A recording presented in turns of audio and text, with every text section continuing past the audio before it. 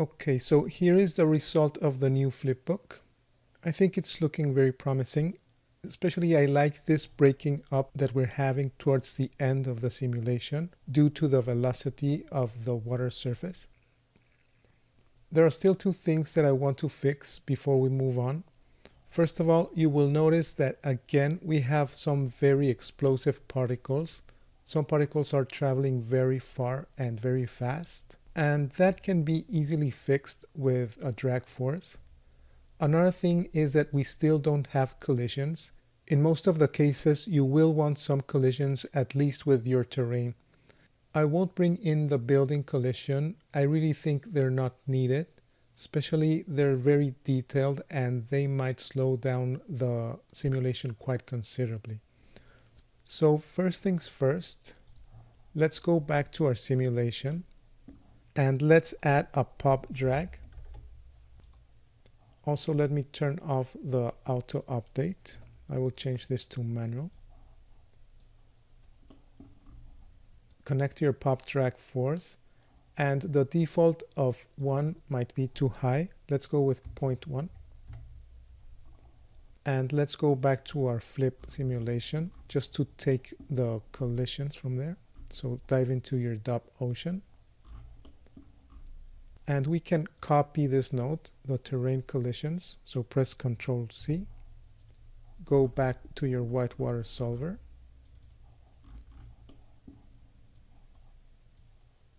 And press Ctrl V. You can connect this terrain collision to the merge node.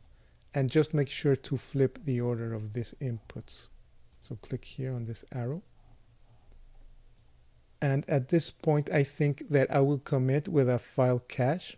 Let's just take a look at the first frames and make sure that the collision object is working. So again, let's turn on auto update.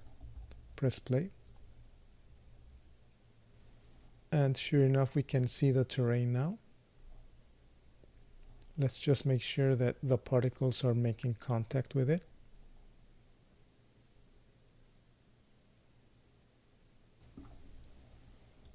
Okay, so I think there shouldn't be a problem.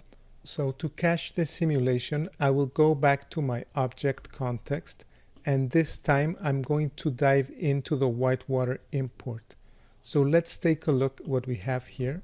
We have a .io fetching the particles from the sim. Then we have a node called setDensity. I will explain this in a minute. Then we have a rasterized density node and a few VDB nodes. So let's make room here. I will drag the DOP import upward.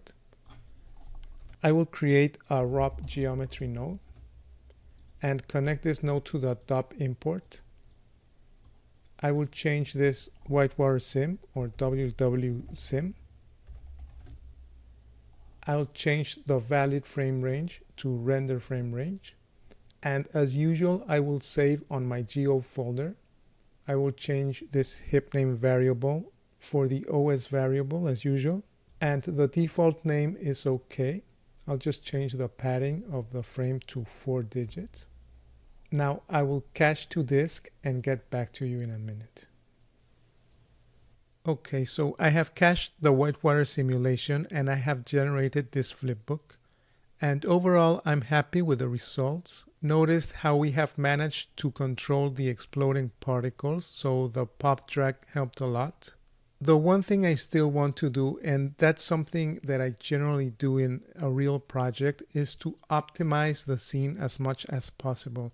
So although the simulation didn't take that long, the cache is quite heavy. So I want to show you a very useful technique to understand what's happening with the particles, and that way we can also keep optimizing this cache.